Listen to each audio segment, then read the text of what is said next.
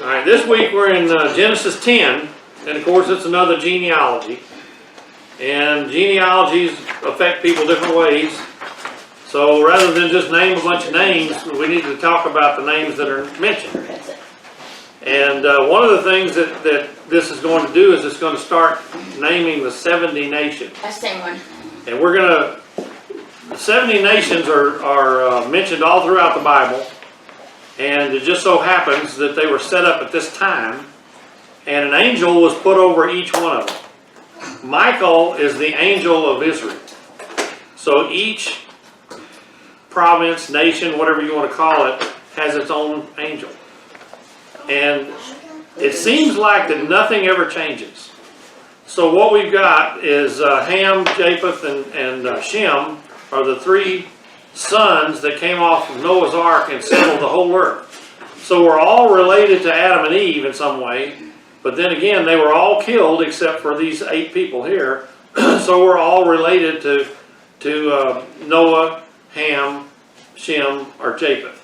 All of us have some genetic connection to these people. Now last week we learned that Noah pronounced a curse. I don't know how you want to say it, or pronounced a prophetic event that God had told him about, but Ham was going to be the servant of the other 2 brothers. Ham is always an enemy of Shem, and most of the time Japheth. Ham was the one that brought back what was bad before. We're going to get into that in just a minute. Shem's name means glory and name, so, or even glorious name. So Shem was going to be the seed bearer. Remember, the seed is the reason all this is going on, is the seed of the woman was going to destroy the seed of Satan, of the serpent. So Shem is going to deliver this seed through there. We're going to follow all the way down. It's going to go down through different names, and then we're going to hit Abraham, and then we're going to go from there. It's like you've got this family tree, but we're going to take this one little tree limb off down here to find Jesus. Okay? Now, Japheth means enlargement. So the Gentiles came from Japheth. So Japheth left the ark and went and did everything. Europe, he just went everywhere, all over. But Ham stayed right there in the Middle East where they are today, south of Turkey, right in that Middle East area. And Shem is also in that area. So here you have all these Gentiles all around the world, and then you've got this one little place where they're going to be fighting over territory, even today. This is the whole idea that people don't get, that, well, this was ancient history, it's never changed. And the descendants of Ham are, generally speaking, the enemies of Israel today. Now, that's not necessarily so, but we're talking in generality, so it's not foolproof every single time, but I'm just talking about in general. You would say, well, Syria doesn't like the Jews. You might say Libya doesn't like the Jews. So anytime you get into these areas where these people settle, they're holding a grudge against the Jews. Shem's right. You're going to find when we get up here, if I think about it, I'll point it out, Palestinians came from Shem and not Ham. Palestinians hate the Jews. This is what I'm talking about, the exceptions. But we'll get there. They settled in Egypt and then went to Cyprus and then went to the Middle East. So Palestinians are actually the Philistines. So, and if you read the Bible any, you know the Philistines were the enemies of the Jews forever. So depending on which branch of this 3-pronged tree you come from, that's going to determine how you feel about the Jews. Noah had the flood when he was 600 years old. Do you believe that he had no children until he was 600? Not possible. No, we had 3 boys before the flood. Right, but did he have any more? Well, there's nothing that says he did. There's nothing he says he did, but I believe they all died in the flood. Yeah. Can you imagine him saying, son, get on the boat with me? He said, I ain't going with you. You're a crazy man, or whatever. So they were eat up just as much as the rest of the world was. Yeah. Remember, all flesh was corrupted. Yeah. All flesh was corrupted. So he may have had many, many children before the flood. We don't know that. But they all died in one way or another. These three got on the boat. Okay? Then it says he lived 350 years after that.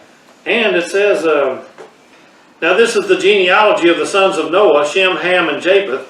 And sons were born to them after the flood. Well, to Noah also? You can take it either way. You can say, well, he's naming the three sons, or you can say it was Noah and his three sons had sons afterward. But we don't know. But I believe that everybody was very productive, and God had told them to scatter and fill the earth. Multiply. Right, multiply and fill the earth. So if Noah was a righteous man, he did what God said. So I believe that there was other children to go on here. Let's see. The curse that Noah spoke in Genesis 9:25 through 27 over his sons had an eternal consequences on all over the world, generation after generation. Names are always important in Jewish history, so that we should look at Noah's sons were named Shem, means glory or name or even glorious name. Ham means hot, burning, or heat. Japheth means enlargement or beauty. What we will see is Shem is the descendant of God's people, the Jews. Ham will be the descendant of Israel's enemies, and Japheth will father the Gentiles all over the world. Each of these sons will settle in certain parts of the world, and the relationship with Israel has not varied much over the centuries. Of course, all of this is a general statement with exceptions, but we are looking in generalities for now. Genesis 10:1. Now this is the genealogy after the sons of Noah, Shem, Ham, and Japheth, and the sons were born to them after the flood. The sons of Japheth were Gomer, Magog, Madai, Javan, Tubal, Meshach, and Tiras. Okay, when we get to certain names, I might call them out to you. One of them is going to be to pay attention to Magog, because he's big throughout the Bible. He's also big in the war that's in Ezekiel. Okay? Meshach and Tiras are another couple, I think, that are involved in the end times wars. The sons of Gomer were Ashkenaz, Riphath, and Togarmah. The sons of Javan were Elisha, Tarshish, Kittim, and Dodanim. From these, the coastal people of the Gentiles were separated into their lands, everyone according to his language, according to their families in their nations. Now, I should have underlined according to his language, because the Tower of Babel hadn't happened yet. Now, if we watch a movie or something like that, have you ever noticed sometimes they go back in history to show what happened before where we are in the movie? Okay? So, next chapter will be about Nimrod and the Tower of Babel. It's very important, I don't want y'all to miss that one. But when the Tower of Babel was done, God separated the languages, and I think that's what they're talking about. This was after this had been done, but we're going forward next week with the Tower of Babel. I don't think I'm making sense. Well, I understand what you're saying. Okay. You're not doing this in chronological order. There you go. Good enough. Okay. Back in Genesis 9, we are told Noah lives 950 years. This is about his kids. I'm just going to skip that because we've already talked about it. Starting with Japheth first, we get a rundown of his descendants first. Japheth means enlargement, so his descendants were the most numerous. He represents the Gentiles of the earth. Japheth spread out mostly north, west, and east from the ark in Turkey. The first son of Japheth mentioned is Gomer and his sons. Gomer settled around the Danube River and Rhine River in Germany. Ashkenaz settled in Germany. Riphath settled much of Europe, and Togarmah settled Armenia, Turkey, and Turkestan. So you see that these names right here mostly did Europe. You know, that pretty much covers it. One thing to consider right now is why all these names are so strange. There was a city called Byzantium in Turkey, but later was renamed Constantinople by the Romans and became the capital of the Roman Empire under Constantine in 330 AD. Then in 1453, the Muslims conquered it from the Christians and renamed it Istanbul. You can see if we're studying history, you would have to know the history of Turkey to know what city the scholar was referring to at a specific time in the Bible. We try to keep calling the same area the same name to keep from having to translate a name to a specific time. So Elam will be Persia or Iran throughout the whole Bible. So when we get to Elam, it's going to say he settled in Mesopotamia, which is Iran today. So when you read about Elam, no matter where it is in the Bible, that's Iran or Persia. And we'll see more about that in a minute. The next son of Japheth is Magog. Some of these names will be more familiar than others. Magog is one of those names. Magog is an essential to understand more fully the war described in Ezekiel 38 and 39. Their Greek name was the Scythians. These tribes were the forefathers of today's Russians. At this time, they stretched out from the southern steppes of Russia all the way to the Ukraine to China, from the 10th century BC to the 3rd century BC. So when you see Magog, we're talking about the Russians. So that tells you right there that Russia is going to have something to do in the end times. You know, a lot of people say, well, where's this end time army going to come from? And all that. Well, this will tell you hints of where things will be coming from. So Russia's going to be involved. Is the Scythians Italians? No, that's the Greek name for Magog. Same thing. Okay? And also, it talks about the steppes of Russia, and that's down in like your Bulgaria areas and those other countries down there, the ones that are always fighting, Slovakias and things like that. They're on the steppes of Russia as you go eastward, you know. So then you got Russia, and they went into China too, okay? Now there's more in China also, but they're called the Sinites. We'll get there in a minute. Madai was the father of the Medes. We know them today as the Kurds. They emerged about the 10th century, but joined a coalition with Elam, Persia, about 700 BC. Today they have no home country, but have claims on parts of Turkey, Iraq, and Iran. Cyrus was mentioned in the Old Testament many times, and he had a Mede mother and a Persian father, Elam. He joined the Medes to the Persians to make a very powerful empire, and was mentioned in the dream of Nebuchadnezzar as the silver kingdom in Daniel 2:39. So when you get to the statue in Daniel, where they have the gold on the top and the chest area is silver, this is the kingdom they're talking about. And what he did is he joined with the Medes and the Persians, Elam, together to make a giant kingdom. Okay? Then there are two more called Tubal and Meshech. They both settle in eastern Turkey, called the Eastern Anatolia. Magog, Tubal, and Meshech will be prominent in the coming invasion of Israel in the last days. So you need to pay attention to the news when Turkey is mentioned. Of course, Russia will always be prominently mentioned in something.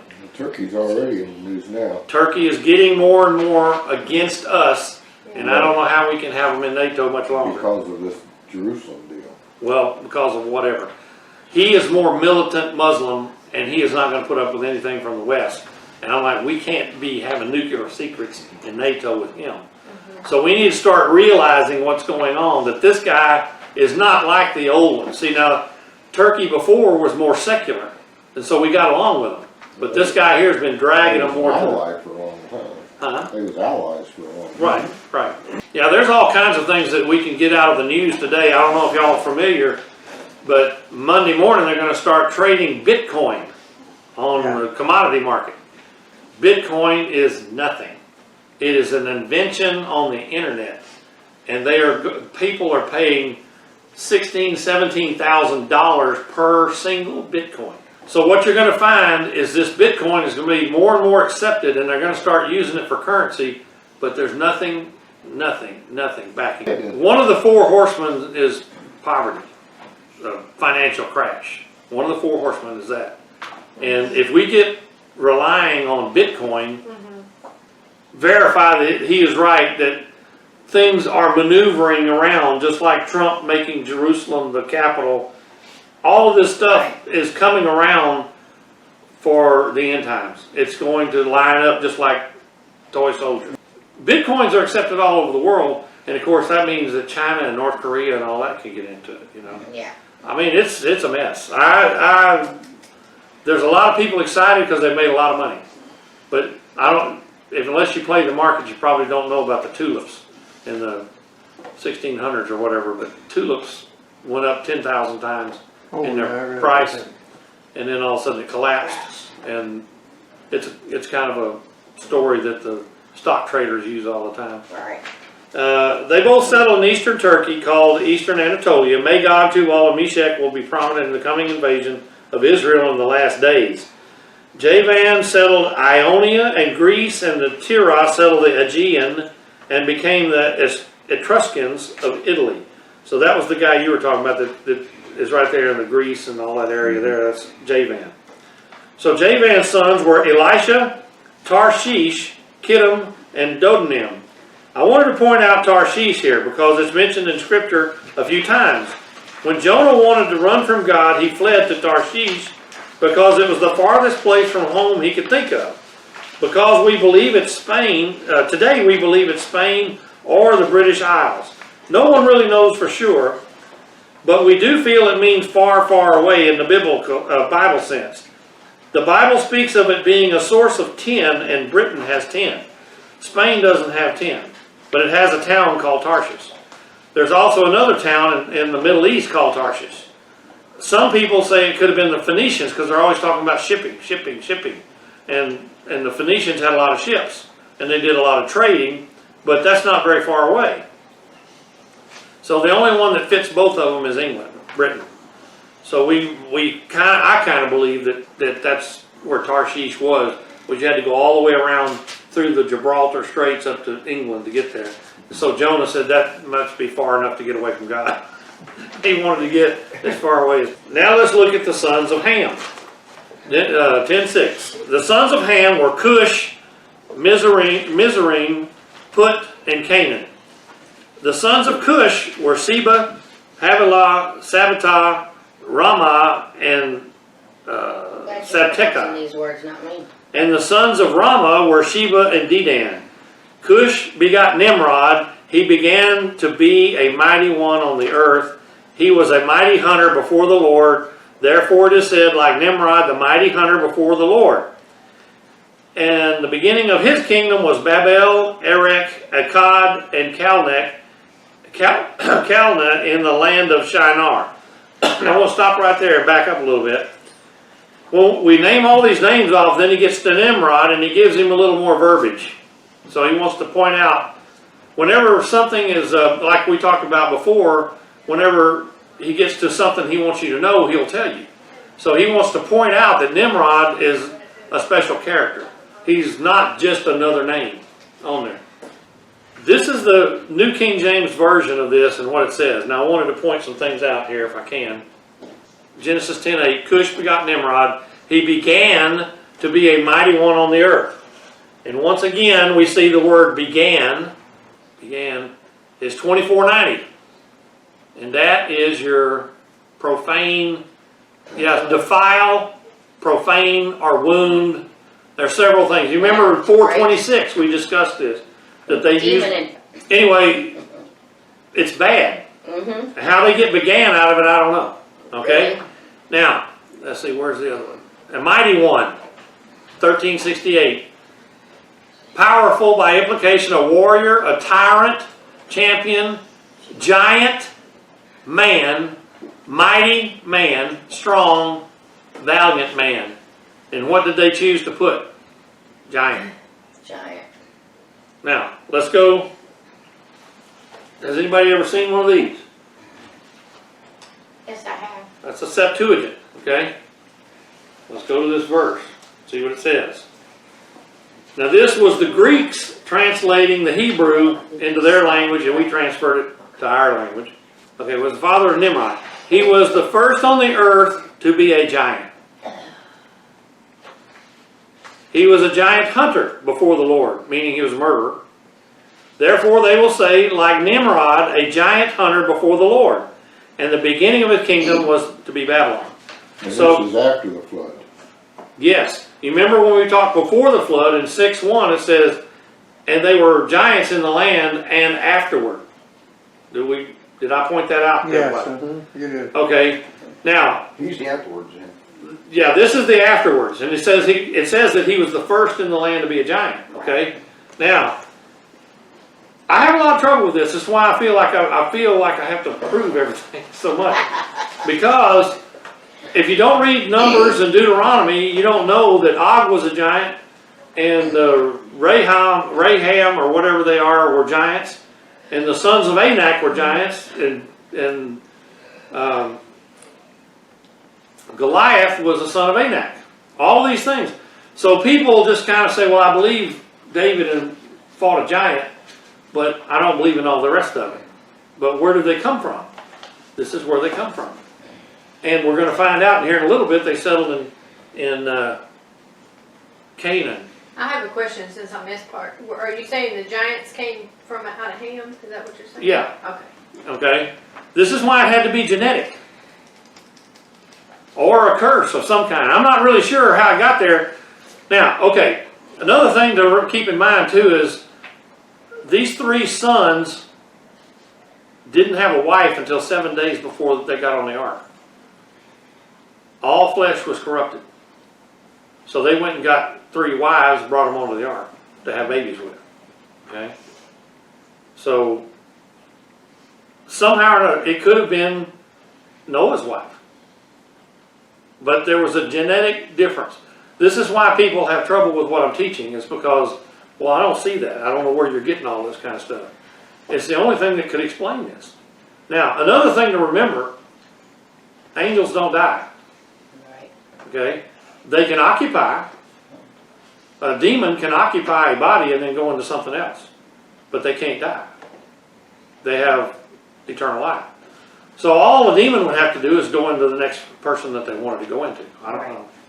Now, I don't know, why would they pick Nimrod? But he was one of the cursed ones. I don't know. So I'm not going to go with that theory, but there's multiple ways people will say, well, if everybody died, then how did the giants come back? If he was killing giants before the flood, then how did they come back after the flood? And it says right here that he was a giant. Okay, now this is the 1900 version of the Septuagint. Just to show you that this is a modern English version of this. That's what this is. That's why the names are all messed up here. And that's the Hebrew Bible? This is the Greeks taking the Hebrew and transferring it into Greek. See, this is Greek over here. This is the Greek. That's the actual stuff that they wrote down back then. Okay? Now, they had to translate it to English so we would know what it was. Okay. He was a giant hunter. Let's see here. And Cush begot Nimrod.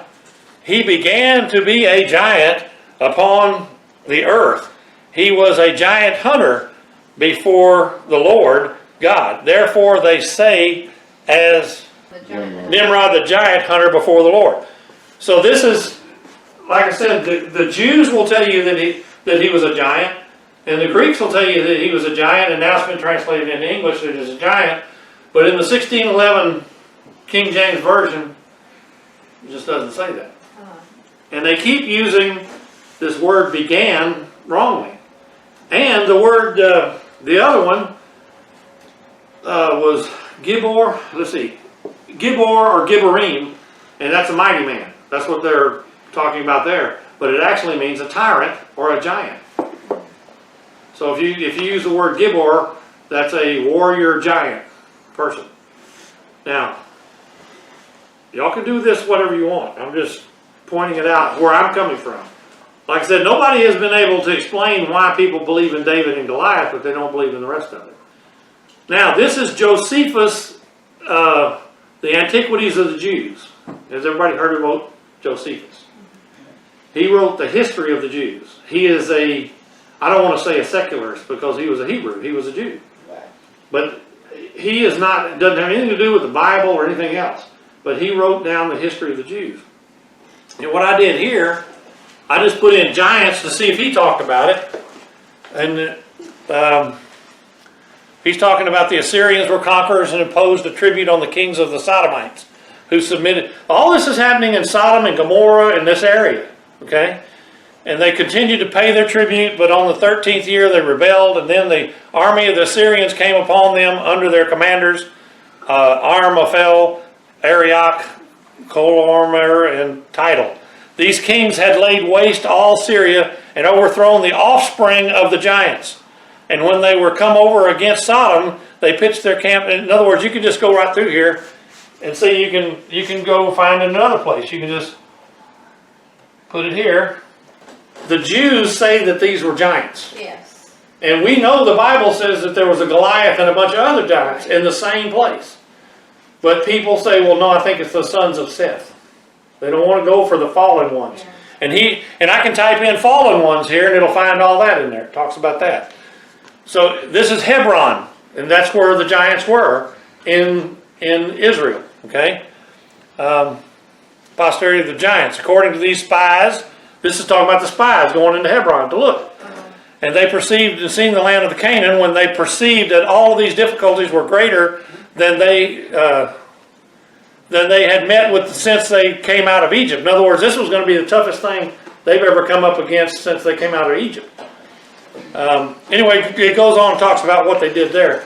So there are other Personal sources, accounts. sources of this Okay. besides just the Bible. Yeah. So when we were talking about giants before, I just wanted to show that this is not some off-the-wall weird thing, you know.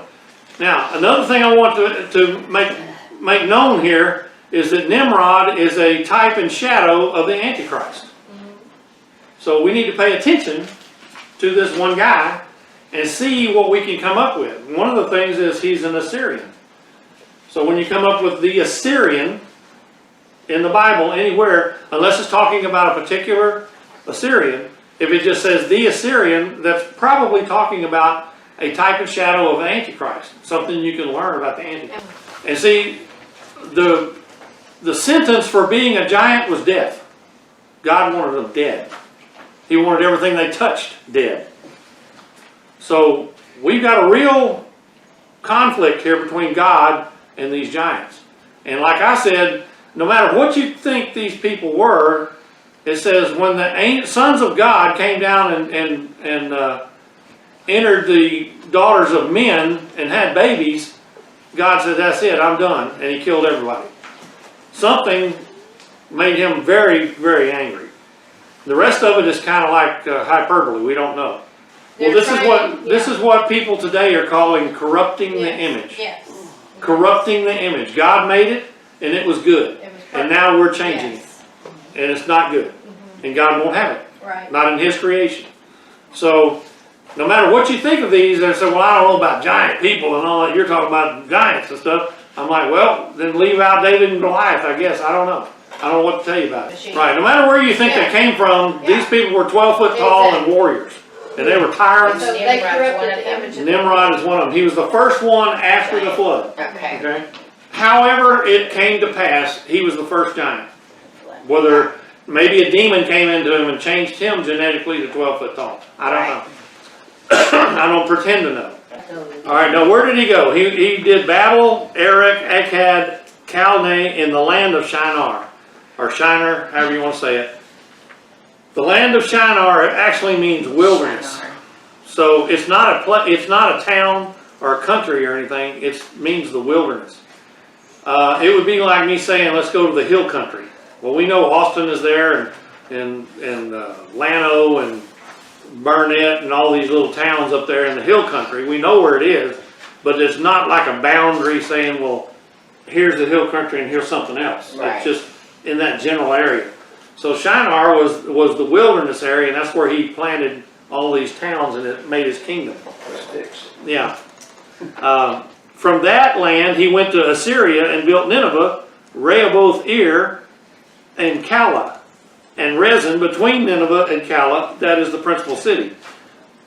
Mizraim begot Ludim, Ananim, Lehabim, Naptuphim, Pathruzium, and Casluhim, from whom came the Philistines and Capthorim.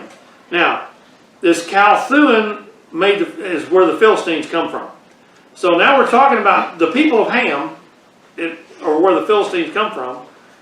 Canaan begot Sidon and firstborn and Heth, his firstborn and Heth, and Jebusite, the Amorite, and the Girgashite, the Hivite, the Archite, the Sinite. Now the Sinite is, we shortened it to Sino, so anything to do with Sino is China. So they went on past into China. The Arvite, the Semorite, and the Hamathite, afterwards the family of the Canaanites were dispersed. So he's just saying they went all over, but all of these ites are now pretty much dead today. Verse 19, and the border of the Canaanites was from Sidon as you go towards Gerar as far as Gaza. Then as you go towards Sodom and Gomorrah, Admah and Zeboim as far as Lasha. Now pay attention to those names right there. These were the sons of Ham according to their families, according to their languages, in their lands and in their nations. So there again, they all divided up into their languages.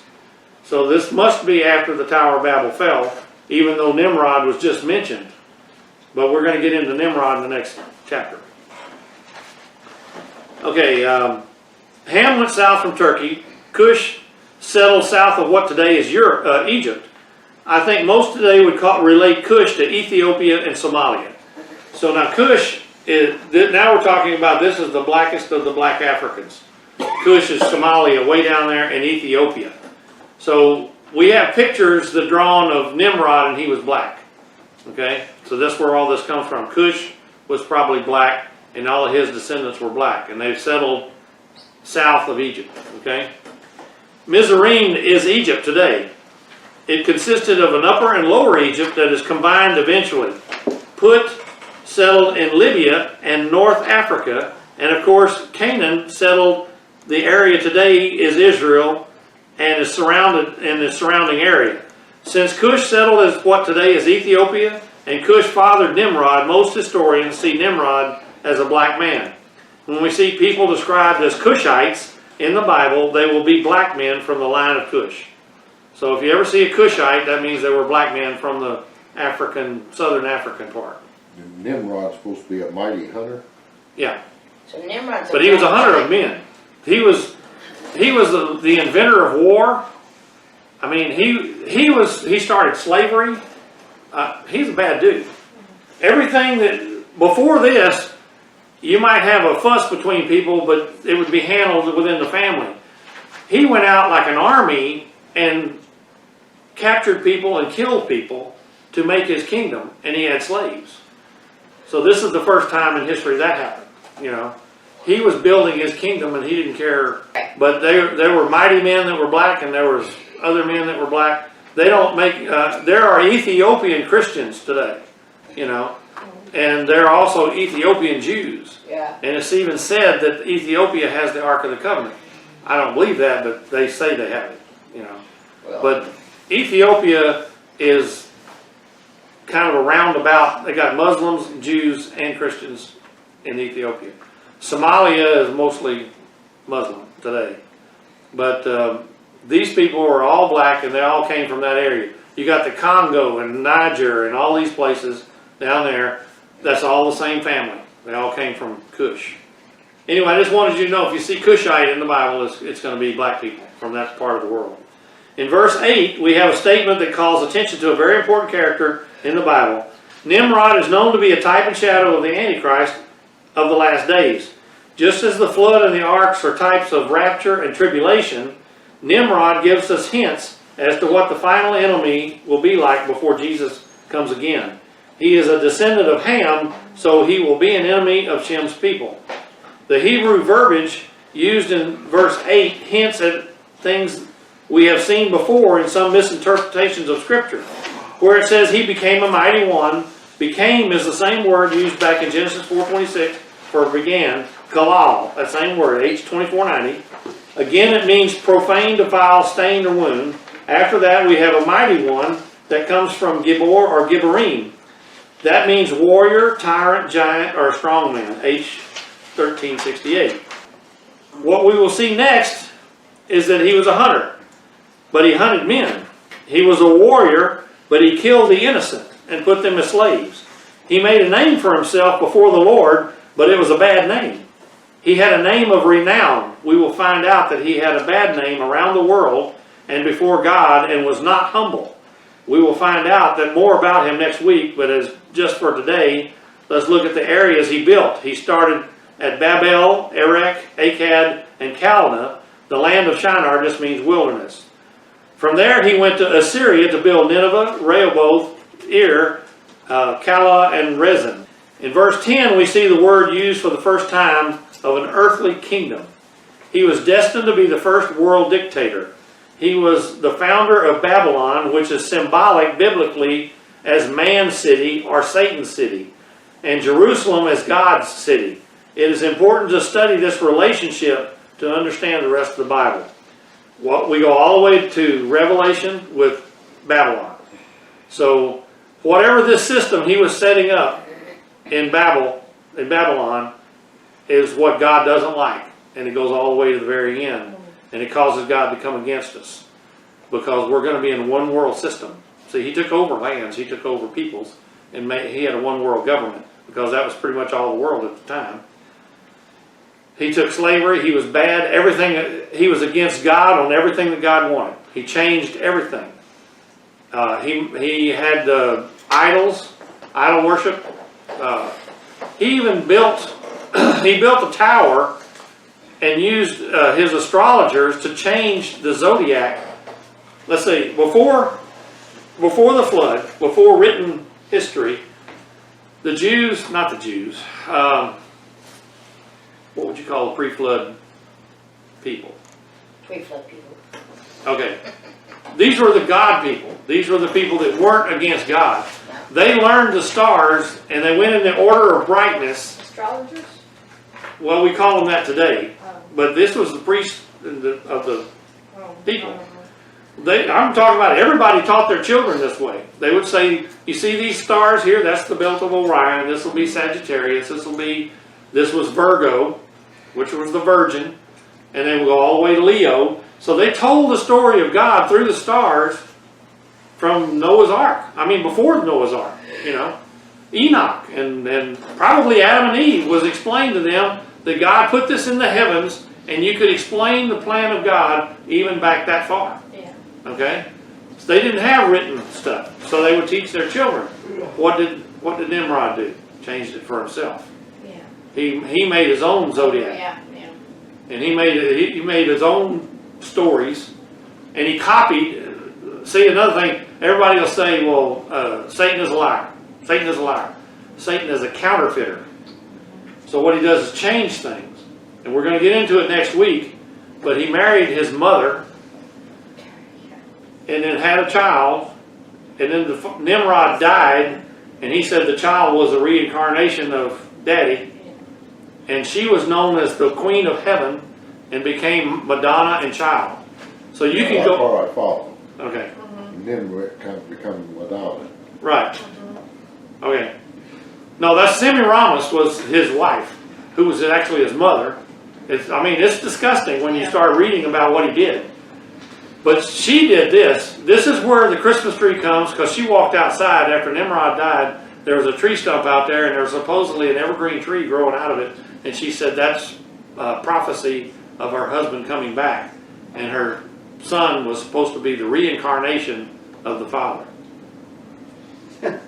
And there are actual statues and artwork before Mary was even on the scene for 1,000 years of Nimrod, Semiramis holding her baby, and they call it Madonna and Child. So it makes it where you can see he's the counterfeiter. So he took what God did and he corrupts it and counterfeits it. Right. Yeah. Oh. Yeah. This is why, I'm wrong to keep saying that Babylon is the Catholic Church. But the Catholic Church copied Babylon. Yeah. In other words, there are Christians in the Catholic Church. Yeah. But they need to come out. And in Revelation 18, something or other, it says, come out of her, unless you want to get the plagues that the rest of the world are getting. Who was their daughter? Thyatira was her name. So you go back to Revelation and you look up the fourth church, I think it is Thyatira. And they talk about the spirit of Jezebel in there, all that. So, this is why Catholics can't read Revelation. Because it follows their belief system. I mean, they're worshiping statues. You tell them why do they worship a statue? And they say, oh, I don't worship a statue. You got one in your car, you got one in your house, you got one in the backyard, and you go down the road and you get on the corner in Peru, and there's a statue that you can fall down in front of, and it's a woman. It's not Jesus, you know? Yeah. Oh yeah, I wanted to cover something here too, that Mizraim was Egypt, and Egypt was in two parts.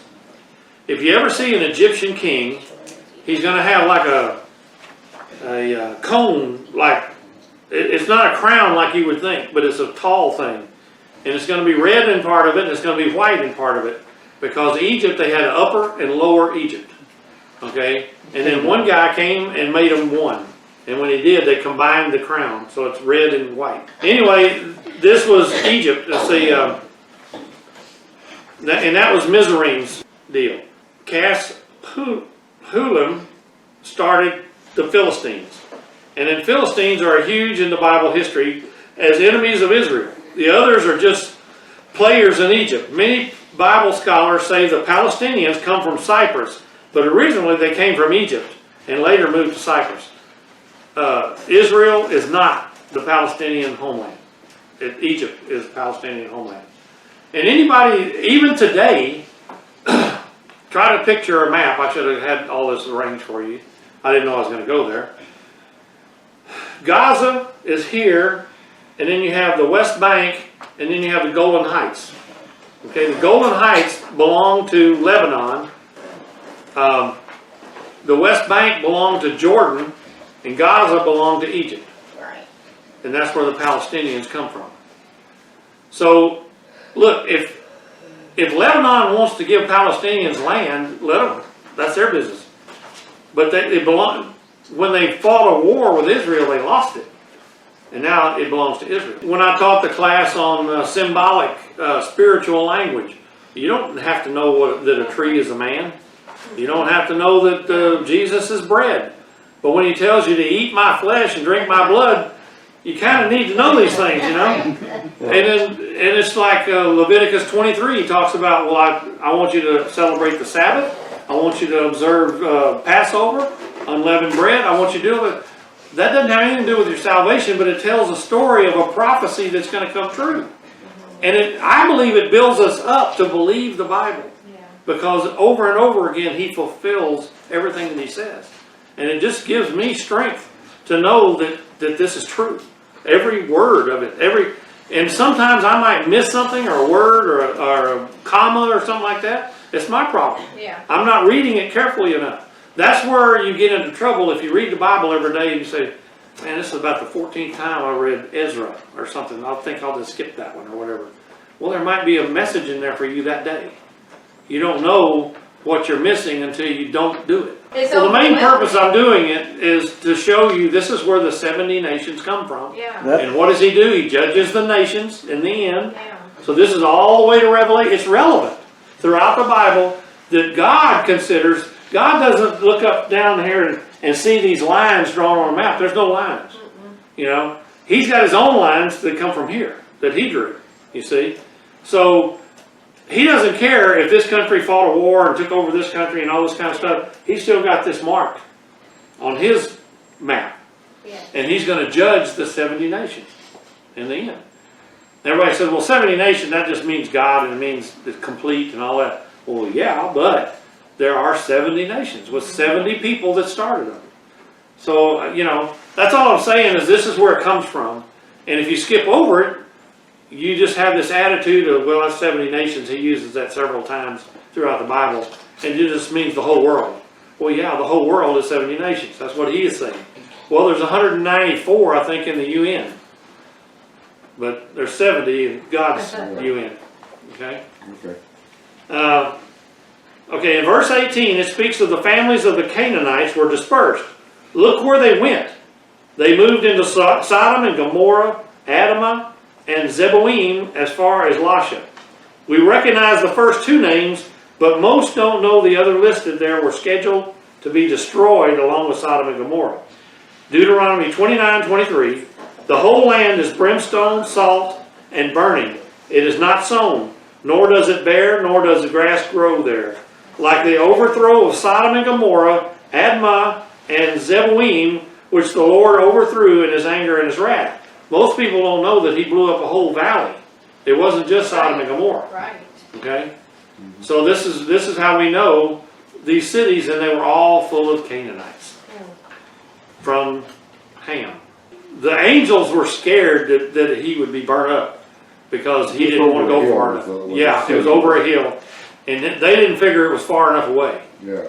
And so when we get there, I might have a few humorous things about Lot because I can't believe how stupid. Anyway, all these ites were in Canaan, and many were giants. The Jews, after Abraham received this covenant, his covenant with God, were told his people would be held for 400 years in bondage. But when they were released, they would be given this Canaanite land, and it required faith to believe you could overcome the land of warrior giants. But God would deliver it into their hands because of the covenant made years ago. The amount of evil deposited in this country, populated by Ham's descendants, required Joshua and King Saul were commanded to kill every man, woman, and child, even the animals in Canaan. It seems that whatever was there was just as bad as what God found back in Genesis 6:1, and God was determined to kill it. So that's the main thing to think about, whether you believe in giants or not, that these people were so evil that he wanted even their dogs and cats killed. So, It's pretty bad. yeah.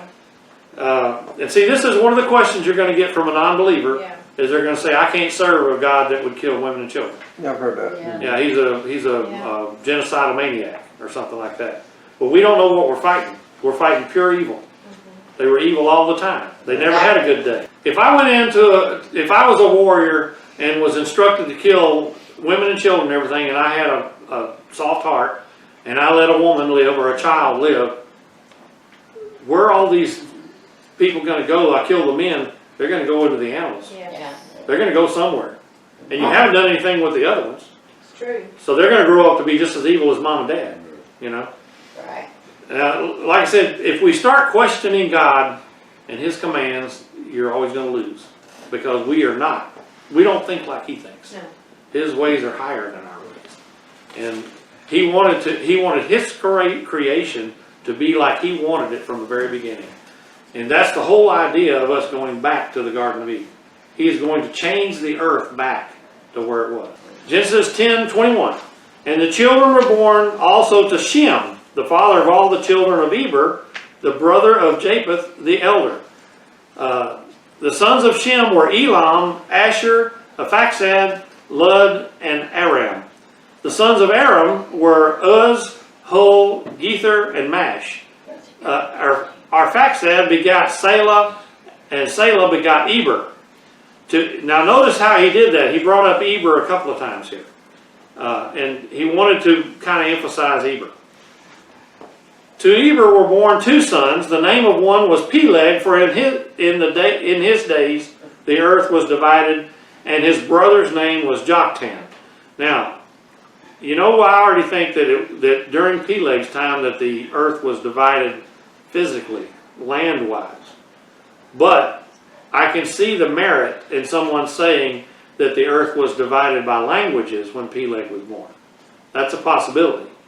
But it's just as possible that Nimrod's tower being stopped caused the divisions in the land. I mean, in the languages. So I'm saying I believe that the land was divided. The actual continents spread apart during the time of Peleg.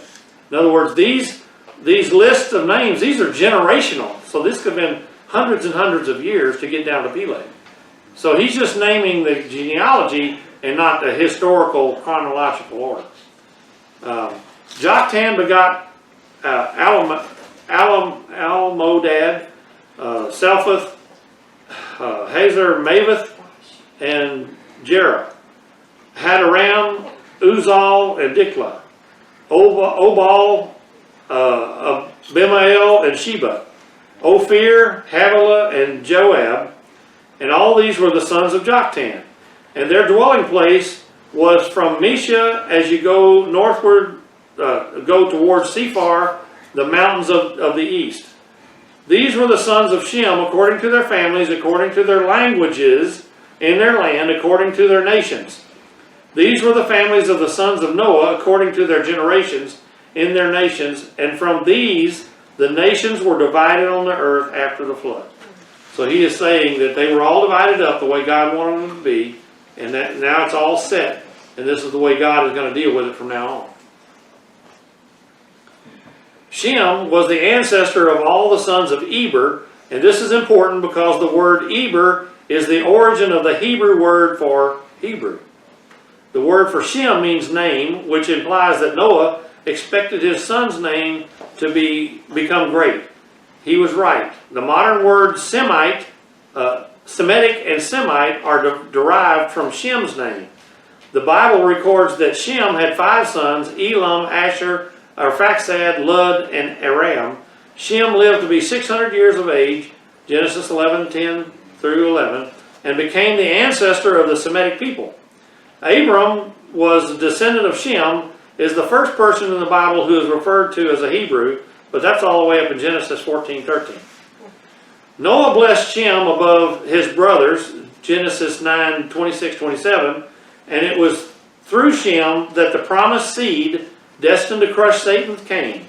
The seed is traced back to Adam's son Seth, through Shem, and on to Abraham, Judah, and David, leading all the way up to Christ in Luke 3:36. Shem's son Elam was the father of the Elamites, and that's Persia or Iran, who later settled east of Mesopotamia. Shem's son Asher, whose name is related to the word Assyria, is most likely is the father of those who settled the ancient region of Assyria. Genesis 2:14.